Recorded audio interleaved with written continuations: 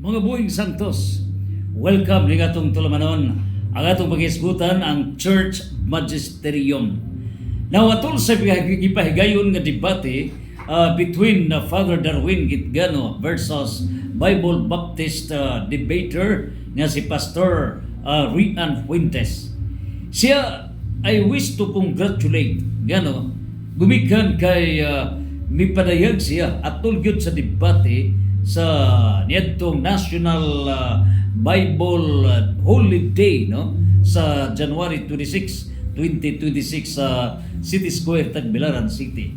Mipadayag siya, I am here not for the purpose of winning the debate but in order to learn from Father Darwin. Niya ako dili sa tumong nga mudaog sa debate kay dili pagdaog sa debate ang iyang tinguha nga makigharong ni Father Darwin Gitgano, kundi buot lang siya, I want to learn from Father Darwin. So nining putuha, kining ubos nga moderator would like to express a deep recognition and congratulations for Pastor Rian Fuentes kay usa kadto ka timaan diha sa Revelation chapter 3 verse 20. Nagtuktok ako sa inyong pultahan. So nining pultuha, gibuksa na daan ang pultahan para si Pastor Rian Fuentes makatugkad niini. Naunsa ba ang tema sa debate? It is the authority. Now nining pultuha karon dinhi gipalugdang sa second round sa debate ang simbahan, ang Santa Iglesia Katolika dunay authority sa pagpanudlo o kini gitawag og Church Magisterium. Naunsa ba ang Church Magisterium? Mao kini ang dugukan sa debate unsa kining Church Magisterium. Now, this is the teaching authority of the Christ-founded church. In other words, this is the official teaching authority of the Christ-founded church. That is magisterium. Now, niya kini sa Mateo 16, 18 ngadto sa 19. Sa diha nga gitukod sa Dios, only one church gitukod niya. Gitagaan kinigahom sa pagpanudlo. That is the Church Magisterium. So diha sa Mateo 16, 18, ikaw si Pedro, ug ibabaw niining bato, tukuron ko ang akong iglesia. Only one church. Og bisan gani ang kamatayon, dili gayud makabuntog niini. So bisan mamatay ang unang Santo Papa, mipuli ang ikaduhang Santo Papa. Pagkamatay si ikaduhang Santo Papa nga si Pope Linos, mipuli ang sunod nga Santo Papa hangtod karon ika-267th Pope si Pope Leo XIV. Now niini karong line up sa Church Magisterium. This Church Magisterium is a group of bishops led by the Bishop of Rome, who is a Pope. In other words, ang Church Magisterium naglangkob sa mga kaobispuhan. Now, the origin, unang Church Magisterium, panahon ni Kristo, 12 ka mga obispo. These apostles constitute as the bishops and Saint Peter, the Bishop of Rome. Siya mo'y pangulo and he is the first Pope. That is Church Magisterium. So naa diha gisangon ang teaching authority. Naa diha gisangon ang administrative authority. Na diha gisangon ang power, sanctifying authority. In other words, ang gahum gisangon diha sa Church Magisterium, apil na ang official interpretation of the Holy Bible, that is from the church magisterium. Nining puntuha karon niya sa Mateo 16:19. Ihatag ko kanimo. So kinsay gihatagan, kinsay gisangunan? Saint Peter, the first pope. Ihatag ko kanimo ang mga yawi sa gingharian sa langit, the authority.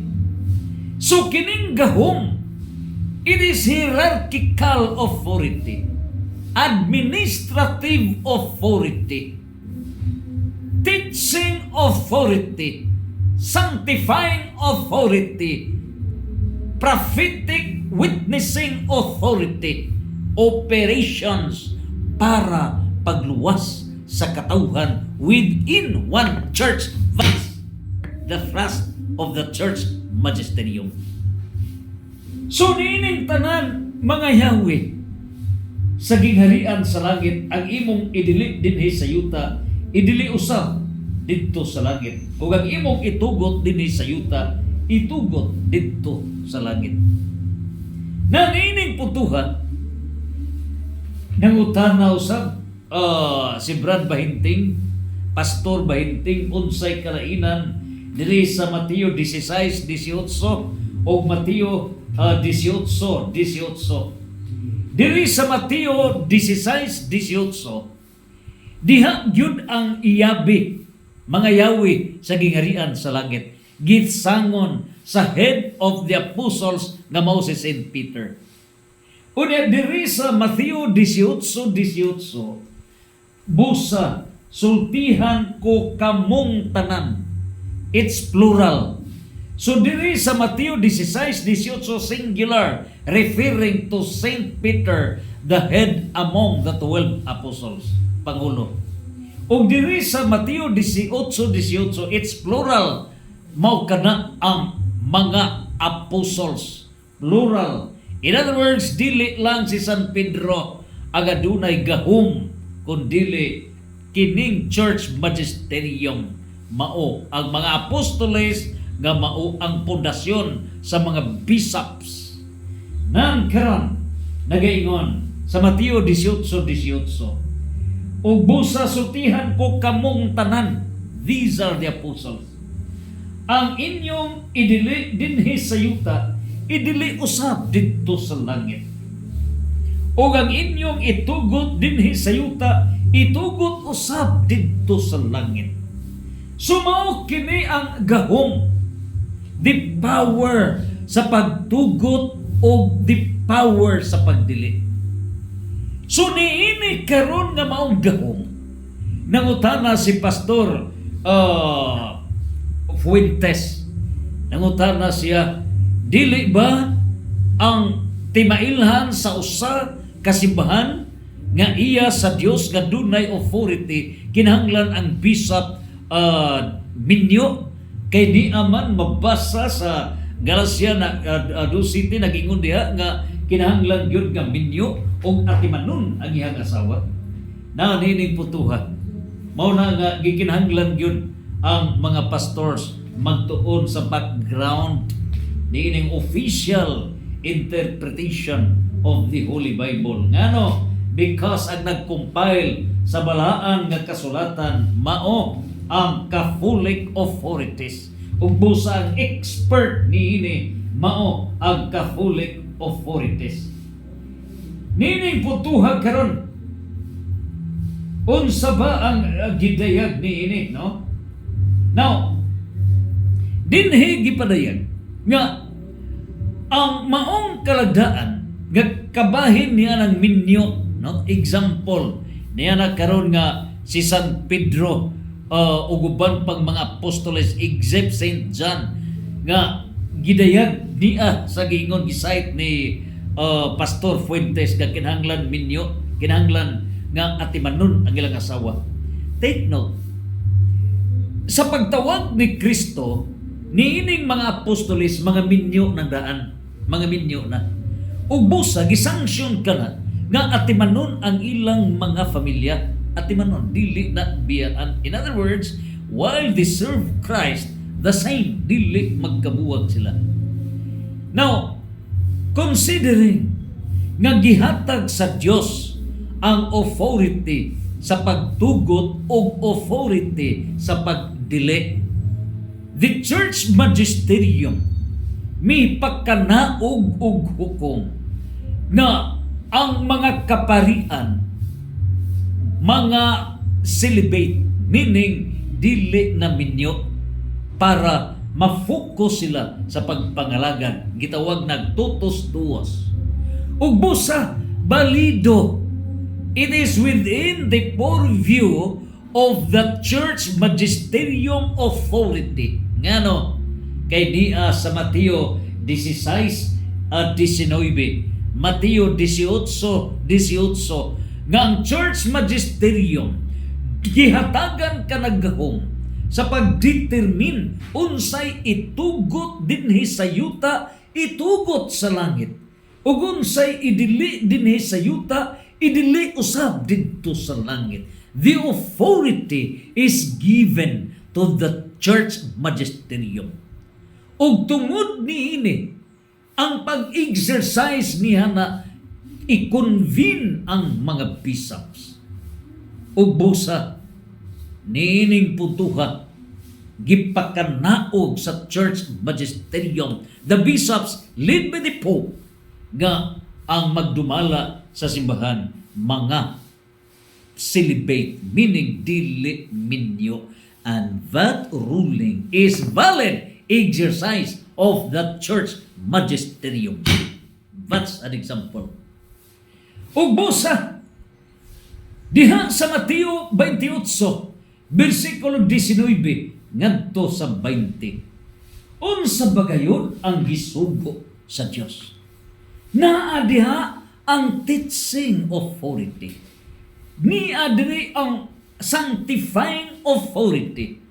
Ug busa diha sa Mateo 28:19, unsa ba ang gidayag niini? Tungod niini, sa inyong pagpanglakaw himua ang akong mga tinun-an ang tanang katawhan sa tibuok kalibutan. Dinhi sa church magisterium gisugo ang mga apostoles. They compose as the bishops led by Saint Peter as the Pope. So gisugo sila nga ang matag tao sa tibuok kalibutan mahimong tinun-an ni Kristo. And that is the first task in the church magisterium, making the people the disciples of Christ, followers of Christ. Ug mao na ang gisangon sa church magisterium. Niining puntuha, do not kanay power to impose obedience. Ipasunod sa katawhan sa kalibutan. The authority from Christ nga matag usa kanato mahimong disipulo. Number 2, nagaingon, bunyagi sila sa ngalan sa Amahan, sa Anak ug sa Espiritu Santo. So, ikaduha nga sugo niini, bunyagan sila. Diha sa Efeso chapter 4 verse 4 to 6, do na lamay usa ka baptism. There is only one faith. There is only one baptism. Ug dinhi mapadayag nga ang baptism nga maoy gihimo sa Christ-founded church is the baptism that is valid. And therefore, all other baptisms done outside of the Christ-founded church are null and void, since there is only one baptism, and that baptism should be done by the Christ-founded church in the exercise of its sanctifying power, and that sanctifying power within the authority of the church magisterium. only one baptism. Ephesians chapter 4, verse 4 to 6. So niining puntuhan karon, mao kini ang gisanction. Mateo 28, versikulo 19. So himuon nga disciple, Christian disciple, every person in this planet Earth. Sa Efeso chapter 1 verse 4, dinhi gidayag nga sa wala pa buhata ang tibuok kabuhatan, meaning sa wala pa buhata kining kalibutan, 4.5 billion years. Sa wala pa buhata kining solar system, sa wala pa buhata kining Milky Way, sa wala pa buhata ang 1 septillion number of planets, sa wala pa buhata ang 2 trillion number of galaxies, sa wala pa buhata ang multi-universes, gipili na tandaan ni Kristo. Niining putuha para mahimong disciple of Christ. That's the message. O kining pagpili, we need authority. Niini karon gidayag sa John chapter 10 verse 27 to 28. Ang mga karnero nakaila sa iyang agalon magbalantay o mamati sa iyang tingog. So dinhi diha ang exercise of the authority from the church magisterium. Ingon niya na ang authority. Ug busa mao kini ang gi-emphasize. Mateo 28 versikulo 19 over John chapter 10 verse 27-28 nga ang paghimo sa katawhan nga mga disipulo kita, mga karnero, the followers of Christ. That's the exercise of the church magisterium. Ug busa diri sa Mateo 28 versikulo 20 unsay gidayag niini. Og tudloi sila pagtuman. Tudloi sila pagtuman. Unsay gidayag niini. Teach them to obey. Dinhi gipatugkan. Dili lamang ang trabaho sa church magisterium. Dili lamang nga sila mutudlo kundili ipatuman. So it is preaching plus implementation. That is the thrust of the church magisterium, the authority. Og niining tanan dinhi gidayag nga ngano ba nga sundon ba? Because the church din gihatag ang authority, the case of the kingdom. Giubanan kini sa Espiritu Santo. In the book of John chapter 14 verse 16 to 17, ang Espiritu Santo goes with the authority. Ang Holy Spirit nagauban sa diha nga gihatag ang case of the kingdom. That's the essence.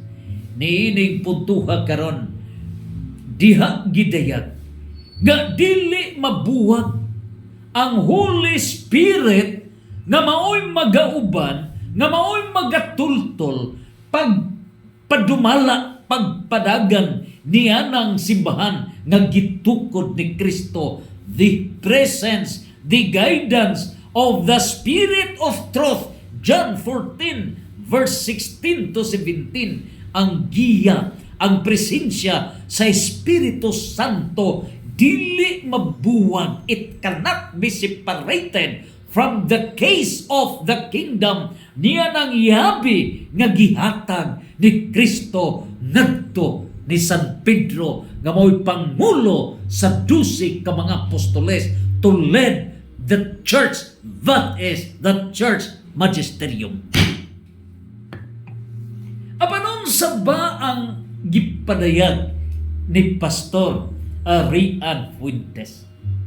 He admitted, siya may admitter, nga they cannot prove their apostolic connection. Sa diha nga gipabuhagay ni Father Darwin Gitgano na ang ilang mga Bible scholars, Baptist Bible scholars, they admitted nga dili sila makaprove og wala gyud sila'y apostolic connection. Ngano ba? Tungod kay ang Baptist Bible Baptist Church mitumaw lamang kana human gipundar ni Martin Luther kining gitawag og Protestantism. So nining putuha karon diha mapadayag nga naulahira kaayo kini karon nga Baptist Bible Church.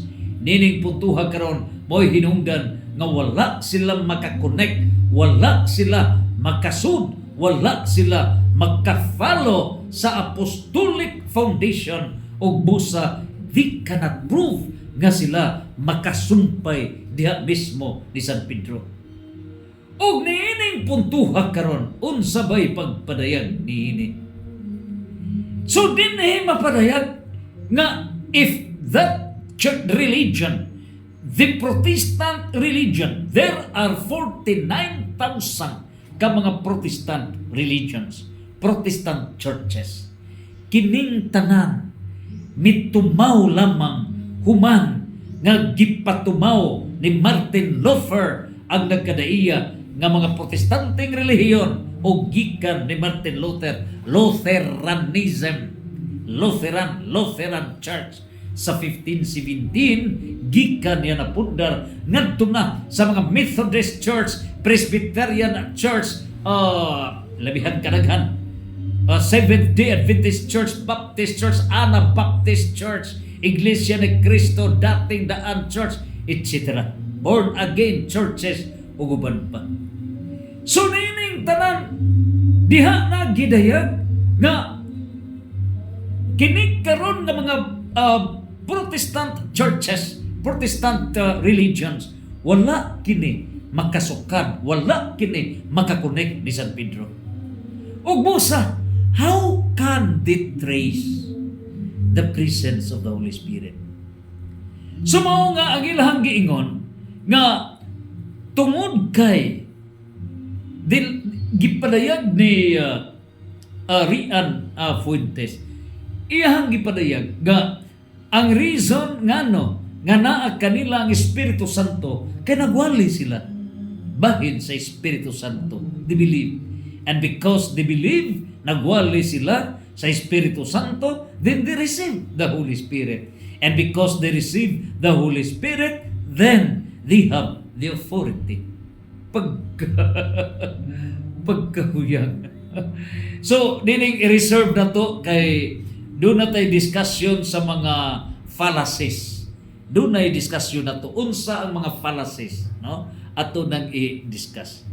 So, nining tanan, the main point nga mao, nga bungkag dadaan, the structure that they cannot connect niining mga religion sa tibok kalibutan could not connect to St. Peter. So, mao kini. Aron yun na to matugkan. Okay. Isipon na to nga kini mao ang tubo. Okay? Mao ni ang tubo. So, kining tubo mao ni structure. Mao ni structure.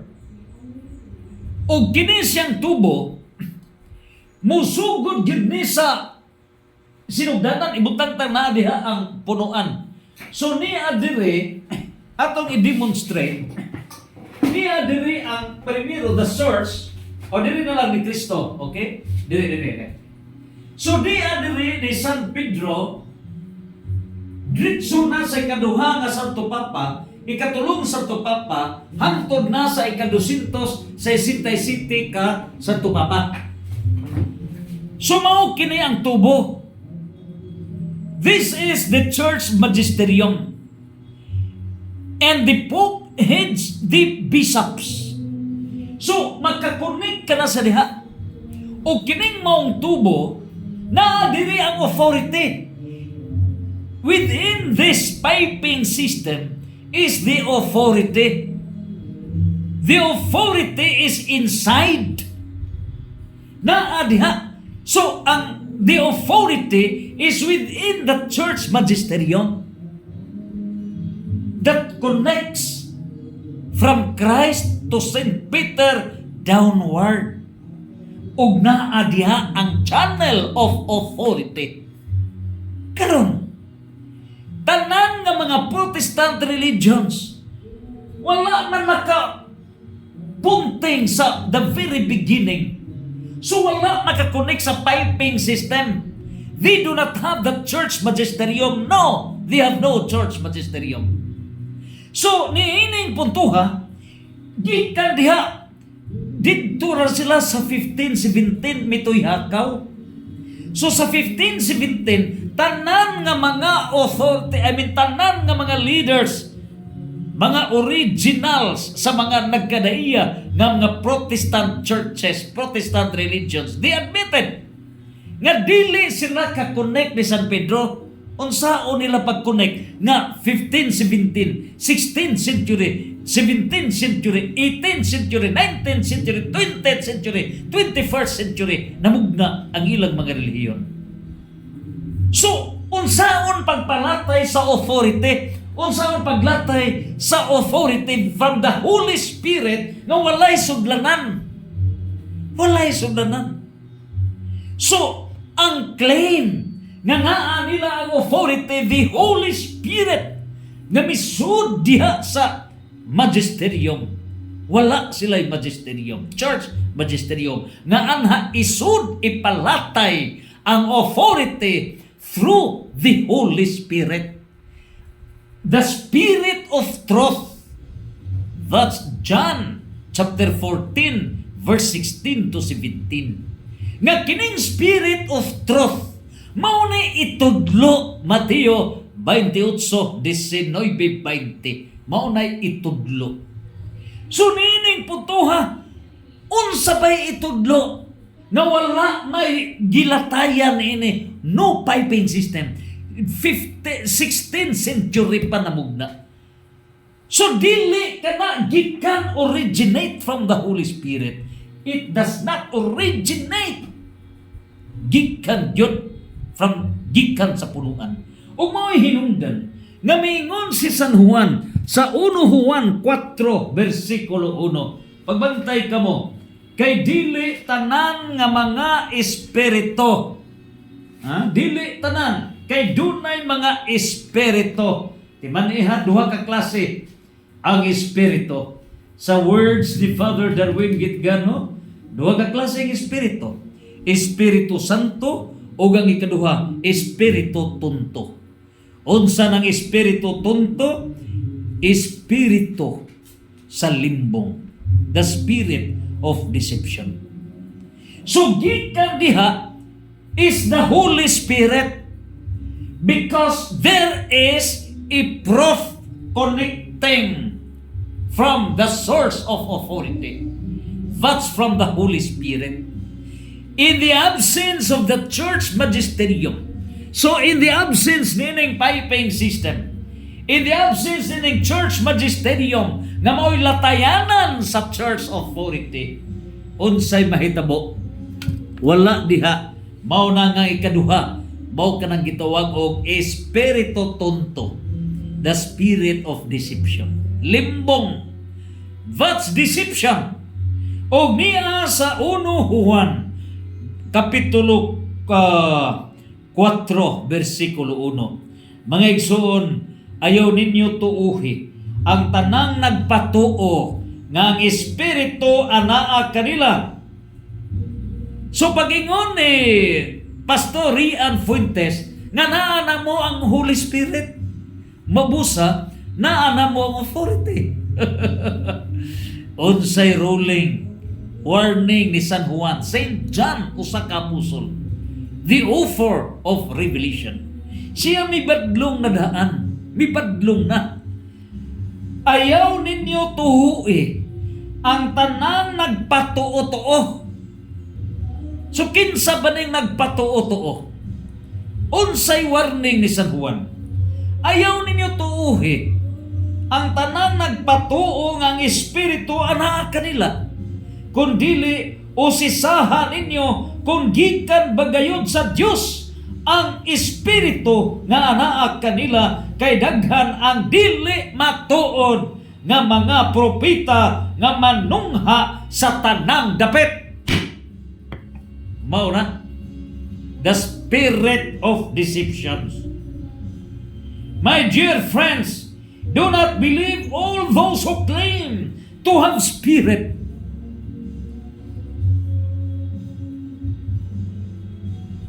But test them to find out if the spirit they have comes from God.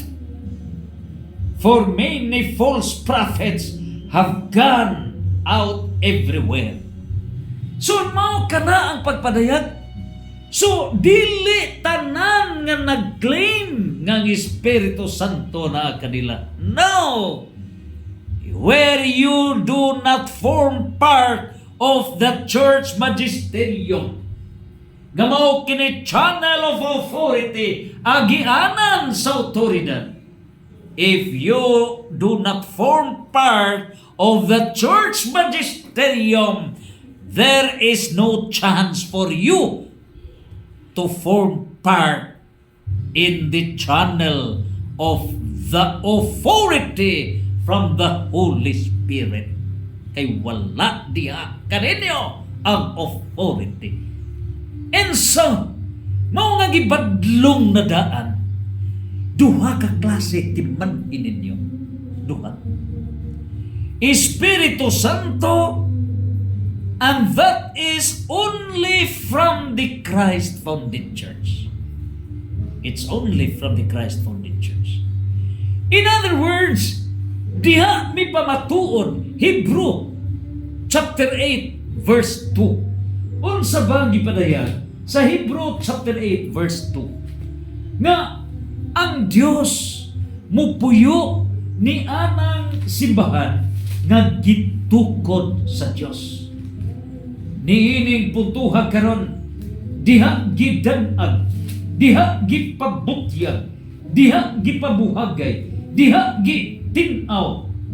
Dinhi nag-alagad siya nga labing Hebrew chapter 8 verse 2. Nag-alagad siya ingon nga pagulong pare sa dapit nga labing balaan nga mao ang matuod nga tulda. Unsa ba kining tulda? Ang tulda mao kining templo. Ang templo mao ang balay. Ang balay mao ang church. Mao ang buhi nga balay. Buhi nga simbahan. So, dinhi gidayan nga ang Dios nga balaan naa siya sa labing balaan nga mao ang matuod nga tulda nga tinukod sa Ginoo ug dili sa tao. Ang Dios nagapuyo sa matuod nga tulda nga tinukod sa Dios ug dili sa tao. Dimandi ka na. Naunsa ba ang tulda? Efeso chapter 2 verse 20 to 21. Diha gipadayan nga kining tulda mao kini ang balay, o kining balay unsa ba kini? That's the church. So gitin-aw ni ini Efeso chapter 2 verse 20 to 21. 21. Dinhi gidayan verse 21 to 22. Diya kaniya gitukod ang tibuok balay hangtod nahimo kining balaang templo sa Ginoo. Niini karon unsa kining balaan nga templo sa Dios?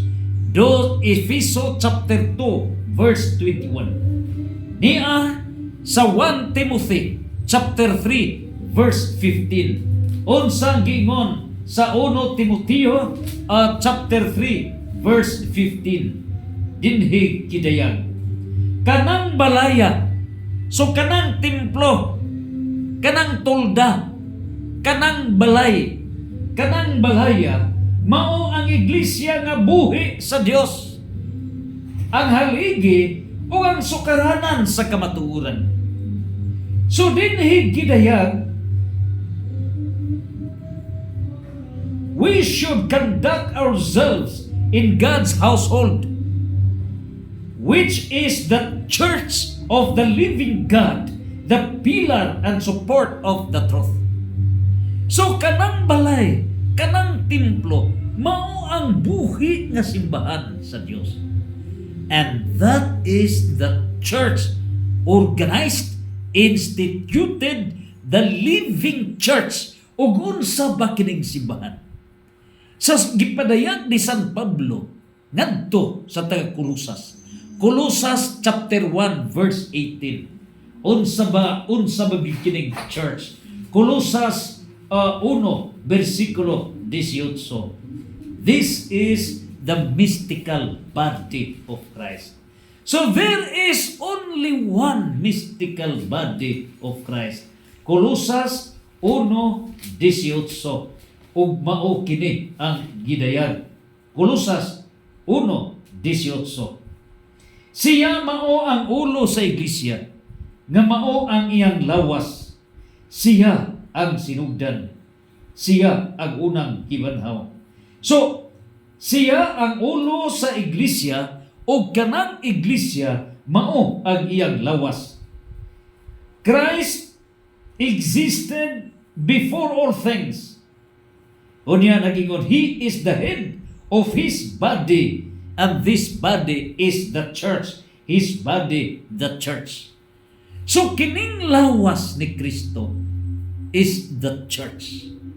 Busa, sa diha nga gitukod ni Kristo ang iyang simbahan, there is a management over this Christ-founded church. O ang mo-manage niini, mao ang church magisterium. So this is a group of authority led by the Pope, led by Saint Peter. And this management has the power. So mao kini ang katumanan sa Daniel chapter 2 verse 44. Unsa ba ang giingon ni Daniel chapter 2 verse 44? Nagingon si Daniel, panagna diya, nga ang Dios magtukod sa iyang gingharian. O kining maong gingharian mulungtad hangtod sa hangtod ug walay makaagaw sa gahom niini. So unsay gipasabot? Dili maagaw ang gahom niini, dili maagaw. So kining gahuma is the power, the authority of the church magisterium that will last forever. Dili maagaw, dili maagaw. Busa, kinsa bay mo agaw nining church authority? Misuway pag-agaw, misuway pag-confiscate nining power of the church management. Kining 49,000 ka mga Protestant religions. Kining mga pastors nga miabot og 4.3 million ka mga pastors.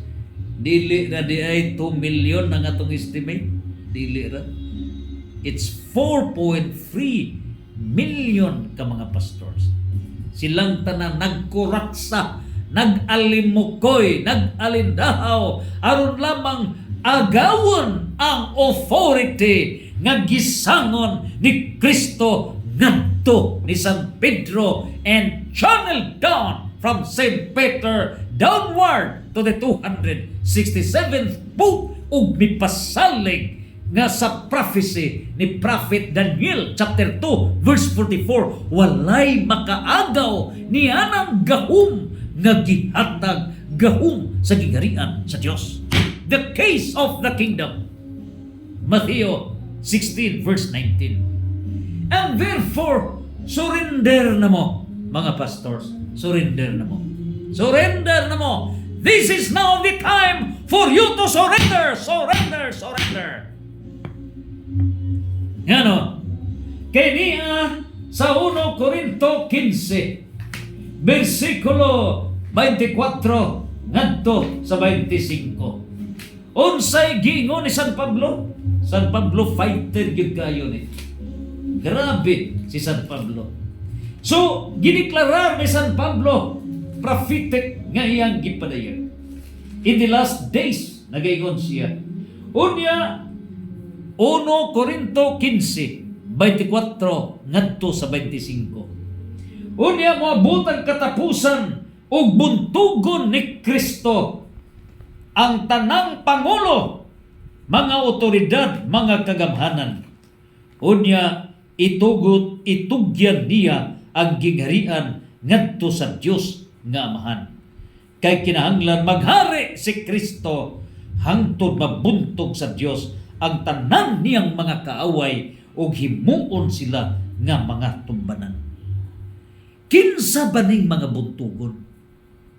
Mao kini nagpakaron ingnon nga dunay otoridad when they do not have really the authority.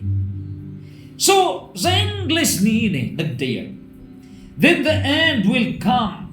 Christ will overcome all spiritual rulers. Kinsa ba kining spiritual rulers, authorities, and powers, and will hand over the kingdom to God the Father. For Christ must rule until God defeats all enemies and puts them under His feet. All spiritual rulers and authorities. Mao na kini ang nagkadaiyang nga mga religions. Different religions worldwide, 49,000 ka mga different religions, claiming to have the authority when they could not claim authority because they do not have the church magisterium. Only one church magisterium, and that church magisterium is only within the church that Christ has founded. Mao kana ang pagpadayan. Busa dinhin natataw nang karon unsa bagayod kini para gyud mapatugkad nato. Nangutana si Pastor Fuentes ngadto ni Father Darwin, in case of conflict between the Bible versus references. So, for example, diha sa Encyclopedia Britannica versus the Bible. So, kung dili magkapariha sila, unsa bay imong pilion? Ang Bible ba o ang reference ba? Papilion ka between the two. It's a fallacy. It's a fallacy. So, mag-isgot ang klase sa mga fallacy. Complex question. No? Loaded question. So, ang loaded question o complex question, ikaw nga nangutana, gihungitan nimo ang usa ka tawo nga dili makakaon sa both sides. Imo siyang pugson pagpapili sa duha. That's loaded question, complex question. So Father Darwin mitpadayag ang iyang tuhuan kung mag-conflict ang Bible o ang reference, ang iyang tuhuan is the church magisterium. Correct! Ngano ba ang church magisterium? Because the church magisterium, in case do not conflict in the interpretation of the Holy Bible pursuant to 2 Peter chapter 1 verse 20 to 21. Unsa ba ang giingon ni San Pedro? Ang unang Santo Papa mitugo na daan diha sa 2 Pedro chapter 1 verse 20 to 21. Muna kamong mga pastors, 4.3 million ka mga pastors, ayaw mo paturatoy mo. Ayaw mo paturatoy. Magkauuaw, magkahihiya talaga. Magkahihiya. Ayaw mo paturatoy pag sabot o pagpaturatoy sa inyong gipasabot, O niyang wa makasabot, mao'y mo pasabot sa nakasabot. Tarong ba? Ang wa makasabot, do they have the authority? Ang wa makasabot, mao'y mo pasabot sa nakasabot. Example, ang isda. Ang isda nga dunay authority sa paglangoy because that's their nature. Ang isda mutudlo sa mga langgam. Ha? Ang isda nga dili nila authority ang paglupad. So ang mga isda mo'y mutudlo sa mga langgam unsaon paglupad. Ha? Unsaon pagkapakapa? No. Kaya ang isda ila diya sa dagat. So ang mga langgam, ang ilang authority kabahin diya mismo sa paglupad. It is also wrong nga ang mga langgam ay mutudlo sa mga isda unsaon paglangoy. In the same manner, the church magisterium, kining church magisterium nga gihimos sa Dios ni Kristo by virtue of Matthew chapter 16 verse 18 to 19, gitaga ang authority. Matthew 18 verse 18, na diha ang gahom of the church magisterium. Niining puntuha, guided by the Spirit of truth.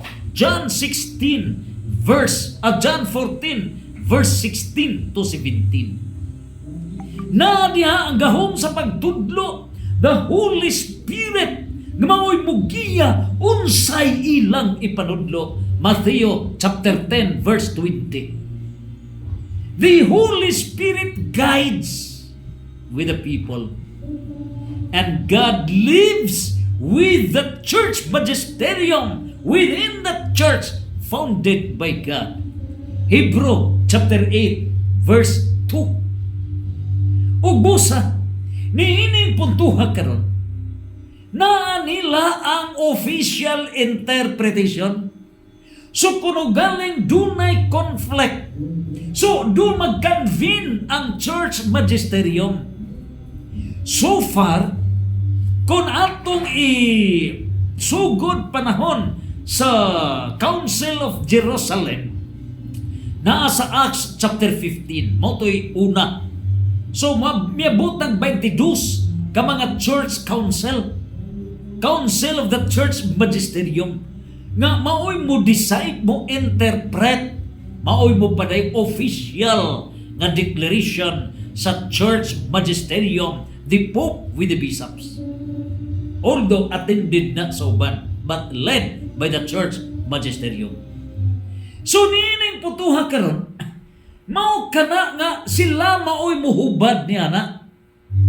Busa diha sa 2 Pedro chapter 1 verse 20 to 21. Diha gipalugdang nga bawal ang private interpretation. Bawal ang personal interpretation of the Holy Bible. Bawal. You have no authority. Ug unsay gingon ni San Pedro, niya ang iyang gingon. Apan labaw sa tanan, hinumdumi kini. Walay bisan kinsa nga makasaysay sa kahulugan sa propesiya sa kasulatan, pinaagi sa iyang kaugalingong panabot. Kaugalingon nga panabot. Private interpretation.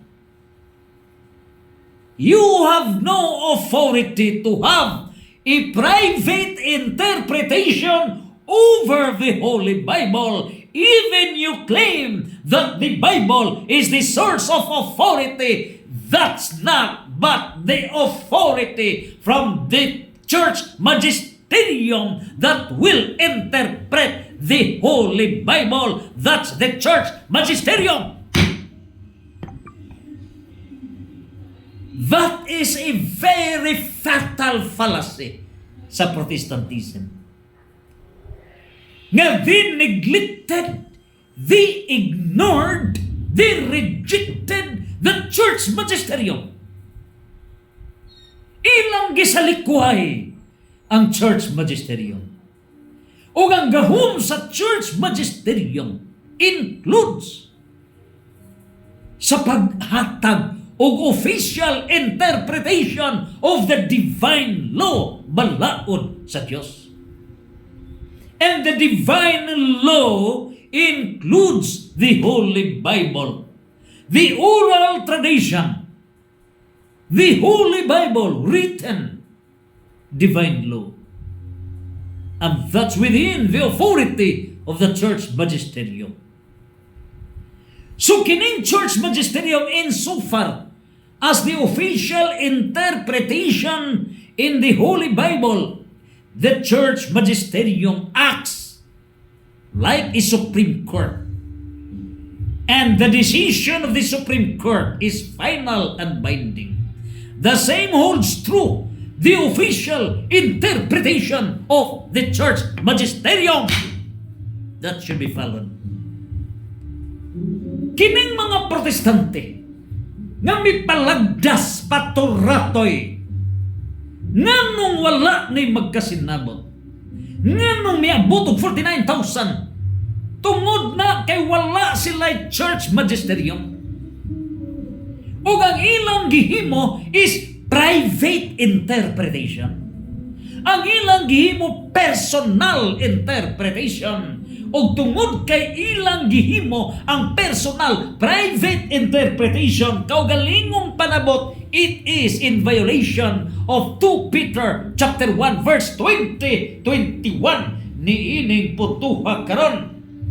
Unsay gipadayan mingon si San Pedro, kay walay propesiya nga nahimo gumikan sa pagbuot sa tao. Ang Espiritu Santo mo'y magbando sa ilang pagsulti mensahe gikan sa Diyos. The Holy Spirit is channeling through the church magisterium. John chapter 14 verse 16 to 17, the guidance of the Holy Spirit. Ubusan ining tanan. It is wrong for Iglesia ni Cristo. It is wrong for the Bible Baptist Church. It is wrong for Jehovah's Witness. It is wrong for the born again. It is wrong for Methodist Church. It is wrong for Seventh-day Adventist Church. It is wrong for the Latter-day Saints Church. It is wrong for the Pentecostal Church. It is wrong for the UCCP. It is wrong for the Iglesia ni Cristo. It is wrong for the Dating Daan. It is wrong for the 49,000 Protestant religions claiming to have the Holy Spirit. You are wrong. Ngano, the Holy Spirit is a spirit of truth. It's not the spirit of deception. It is the spirit of truth. That is John chapter 14 verse 16 to 17, and not the spirit of deception. 1 John chapter 4 verse 1. Mahimo nga mailad ninyo ang tanang katawhan. Apan dili ug dili ninyo mailad ang tanang katawhan sa tanang panahon. You can fool all the peoples of the world, but you can never fool them all at all times. The spirit of truth. Sumaw ka na.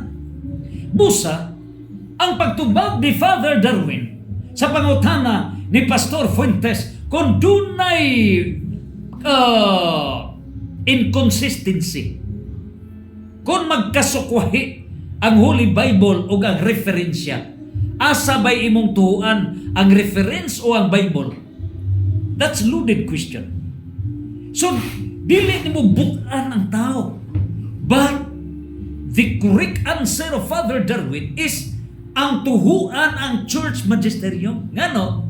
Tungod kay ang church magisterium mao'y mihimo nining Holy Bible.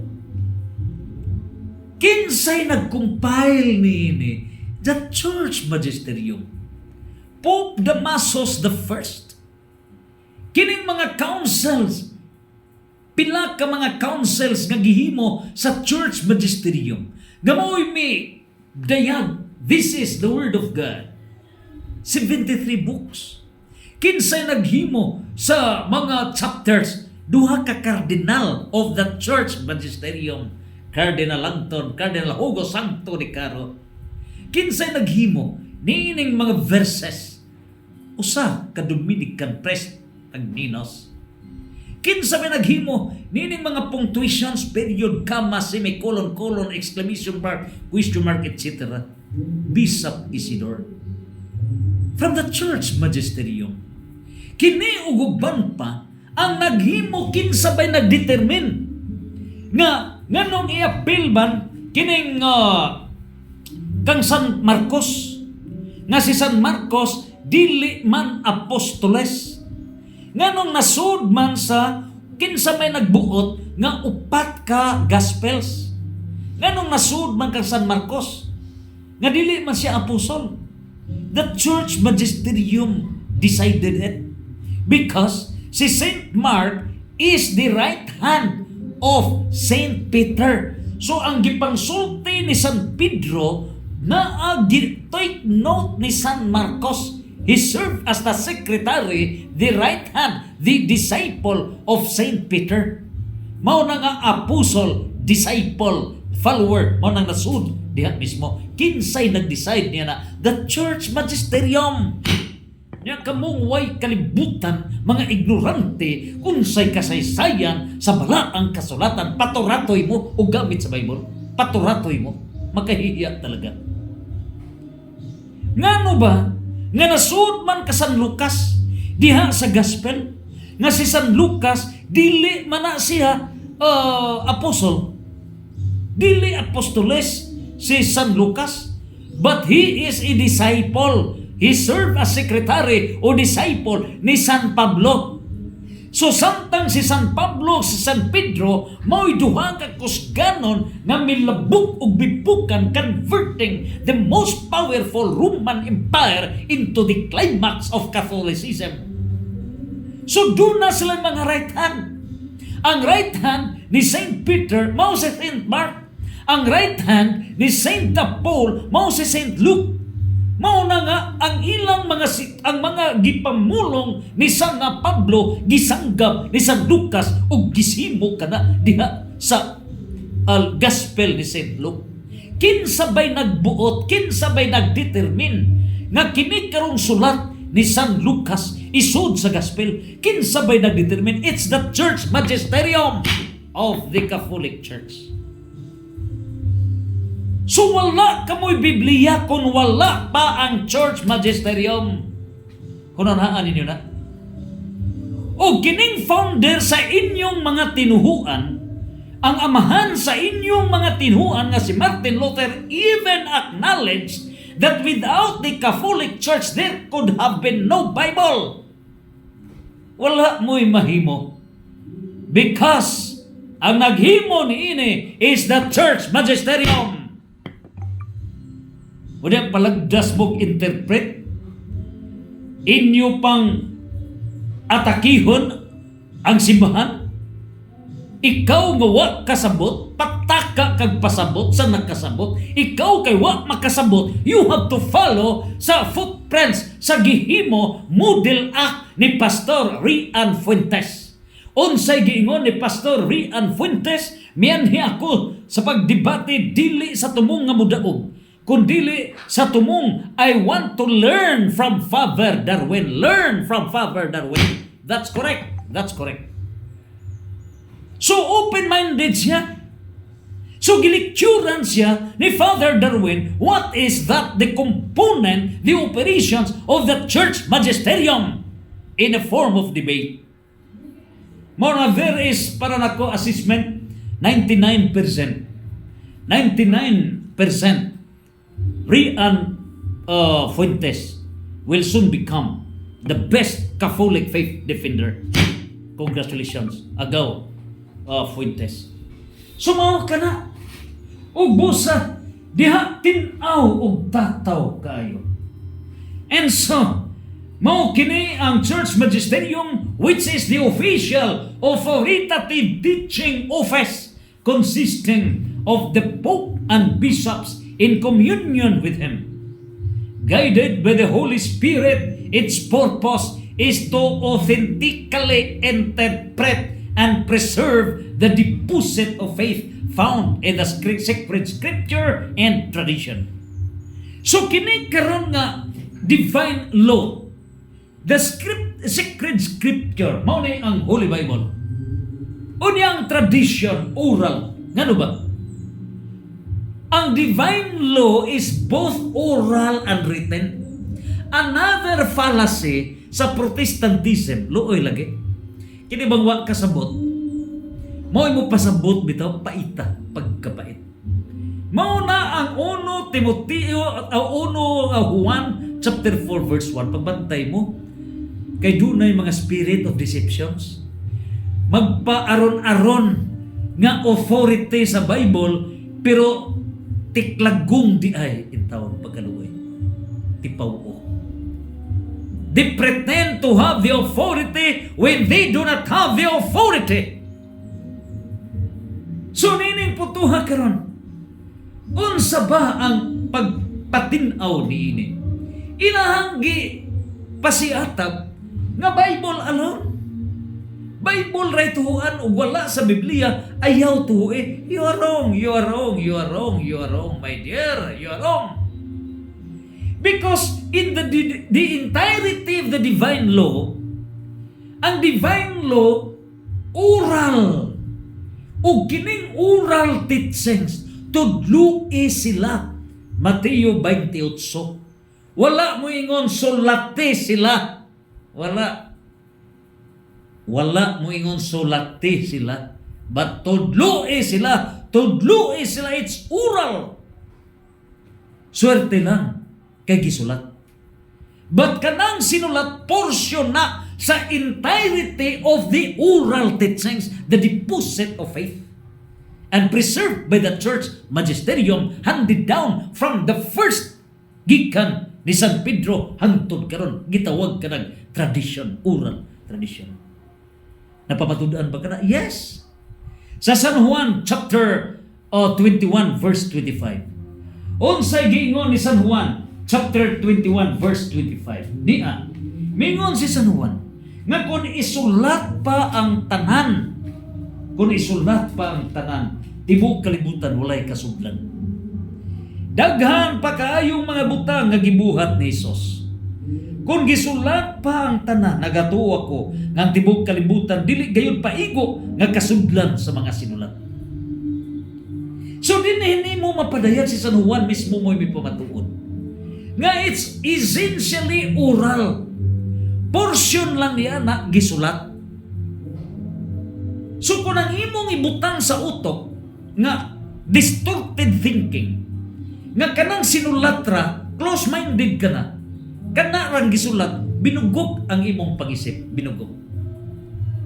Kay kung kana mo imuha it follows nga si San Bartolome, si San Andres, kinsa pa ning ubang nga mga apostoles, wala na sila magsulat. You mean to say, si Santo Tomas, nagsulat ba? Wala. So, kinsa may nagsulat? Sa Gospel, si San Mateo ra o si St. John sa Gospel. Does it mean nga kini si San Pedro nga wala sa Gospel? Wa ni nada, wa hinungdan? Kaduhara? Does it follow? Kung sinulat ra mo'y basihan? Imagine. Salamat lang kay ang right hand ni San Pedro, San Marcos, nagsulat. Salamat lang right hand ni San Pablo nga si St. Luke nagsulat. Una karon sa dirita sa epistola, kinsa ba nagsulat? Si San Pedro, pero gamay ra. 1 Pedro, 2 Pedro. Una kini si St. Jude, mubo ra gisulat ni St. Jude. Si Santiago, mubo ra. So kinira mo yung mga apostoles nga nagasulat. Does it mean nga ubang mga apostoles wala magsulat? Wa sila hinungdan? Kay written ra mo'y basihanan? You are wrong! You are wrong! You are wrong! Mao na ka-importante sa church magisterium. The church magisterium preserves all the teachings of the church handed down. So dili kay written but oral, o kini gi-clarify, concluded by Saint Paul diha sa 2 Tesalonica chapter 2 verse 15. Unsay giingon sa 2 Tesalonica chapter 2 verse 15. Niya siya mipadayag, ang pingin ninyo ang tanan namo nga gipangtudlo o kining gitudlo sa pulong o sa sulat. In other words, oral and written teachings. So niya sa 2 Tesalonica chapter 2 verse 15 nagaingon, busa mga igsuon, barug nga malig-on o pabilin diha sa mga gikabiling pagtulunan o pamatasan nga among gitudlo kaninyo. So dunay gitudlo sa church magisterium. O sa pang gitudlo, nagaingon, pinaagi sa wali o sa sulat. Duha, wali o sa sulat. English. So then, our friends, stand firm and hold on to those truth niya ng mga kamatuuran which we taught you both in our preaching and in our letter. So sa ilang preaching oral o sa letter, mga sinulat. So sa oral preaching, ni kini sa Mateo 28, versikulo 20, tudlo sila. So ang pagtudlo is essentially oral, ang kasuguan sa Dios. Niya kana ang teach them to obey everything. So kining pagingog teach them is oral, as emphasized by Saint Paul, 2 Tesalonica chapter 2 verse 15. Oral teaching, preaching, teaching is oral. Busa ang written is part of the entire teaching authority of the church magisterium. Mo kana ang durgukan diya sa church magisterium. So wala kaninyo, surrender na mo 49,000 ka mga Protestant religion, surrender na mo. You have no church magisterium. Busa, in summary, tulo ka mga, there are three words of God. Ang pulong sa Diyos. Number one, tradition. Unsay tradition? Oral teachings preserved by the church. Isaiah 51 verse 56. So sa prophecy ni Prophet Isaiah, nagaingon Isaiah 51 verse 56, the word in your mouth. So unsay gitudlo? Oral. Diya sa libro sa Salmo, Psalm 78 verse 1 to 4. Imagine, Psalm 78 verse 1 to 4. O diha sa John 21 verse 25. Diha sa 2 Juan chapter 1 verse 12. Naa diha ang gidayag oral tradition. So dinhi gidan-ag nga ang panudlo sa simbahan oral, and that is preserved by the church magisterium. So dinhi gitinaw kana 2 Juan chapter 1 verse 12 unsay gidayag niini. May daghan paunta akong isulti kaninyo, apan dili ko kini ipaagi sa sulat. Mao'y akong tinguha ang pagduaw o pagpakigsulti gayon kaninyo aron mahimpit ang akong kalipay. So daghan ang gipantudlo ni San Pedro o wala maagi sa sulat. So mao kini ang gipreserve sa church magisterium. Mga kamo mga pastora, hunong na mo sa inyong pagpaturatoy. Ha? Because you will commit the sin against the Holy Spirit. You have no authority. Null and void. Withdraw your authority by virtue of 1 Corinthians chapter 15 verse 24. Ceasefire. cease and desist order. Hunong sa inyong pagpaturatoy, cease and desist order by virtue of the church magisterium. Ang ikaduha, mong Bible, verbum inspiratum, written word of God. But provided the Holy Bible, the interpretation of this Holy Bible is subject to the church magisterium, the official interpreter. 2 Timoteo chapter 3 verse 16. O ang ikatulo labaw sa tanan, Christ is the Word of God. Verbum incarnatum. Chapter 1 verse 14. Mao kana ang pagpadayag nga si Kristo mao ang pulong sa Dios ug ang pulong na himong tao. Ug busa nakuha na nato nga there is only one God, there is only one kingdom, there is only one church, there is only one faith, there is only one baptism preserved by there is only one church magisterium, and that church magisterium has the authority for the church management, for the sanctification of the people. That is the church magisterium of the Christ-founded church. Santos, Santos, Santos, Fiat!